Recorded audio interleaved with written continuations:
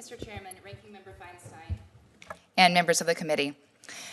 My name is Catherine Glenn Foster. I serve as President and CEO of Americans United for Life, America's oldest and most active pro-life legal advocacy organization.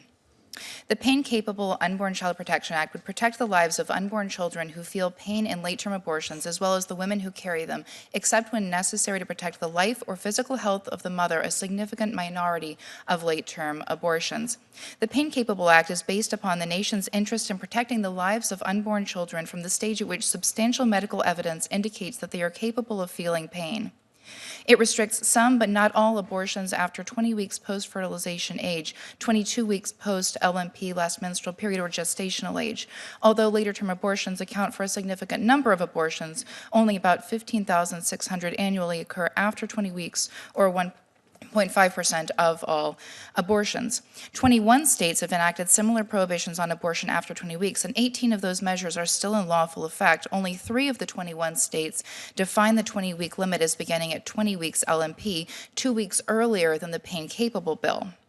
None of the 20-week post-fertilization laws that rely on fetal pain, like this act, have been challenged outside of the Ninth Circuit, and that is striking, especially in light of the current wave of ongoing litigation over state abortion regulations. We believe that the reason is simple. Abortion advocates know that these measures are likely to withstand scrutiny by the Supreme Court.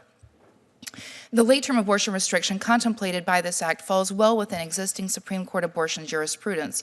The notion indulged by a small number of courts reviewing 20-week limits that abortion regulations that operate prior to viability are per se unconstitutional is fallacious. In Gonzalez v. Carhart, the court upheld a prohibition on partial birth abortion that operated throughout pregnancy, pre as well as post-viability, in deference to Congress's legislative findings that the prohibition protected against fetal pain and upheld the integrity of the medical profession by drawing a bright line between abortion and infanticide. Changes in the public's factual understanding may better inform the court's perception of governmental interests as well. One such change of fact in Gonzalez was the gruesomeness of the partial birth abortion procedure.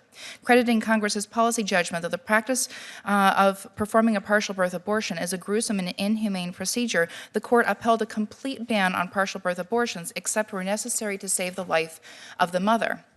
Gonzalez then establishes that factors other than viability matter to the court's abortion jurisprudence. Responding to current medical understanding, this act proposes limitations on abortions after the 20-week mark in order to protect against fetal pain and a significantly increased risk to maternal health. These are the very kinds of state interests based on evolving medical evidence that are not captured by the viability line, but that the court recognized in Gonzalez. Medical information on fetal neurological development and a child's consequent ability to feel pain in the womb is a concern of women considering abortion, and providing this information is relevant for a woman to make a fully informed choice on whether or not to obtain an abortion.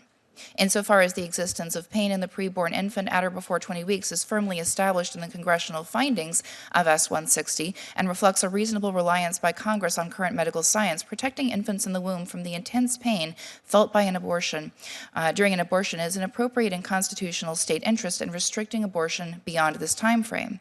As the Supreme Court said in Gonzalez, the state has given state and federal legislatures wide discretion to pass legislation in areas where there is medical and scientific uncertainty.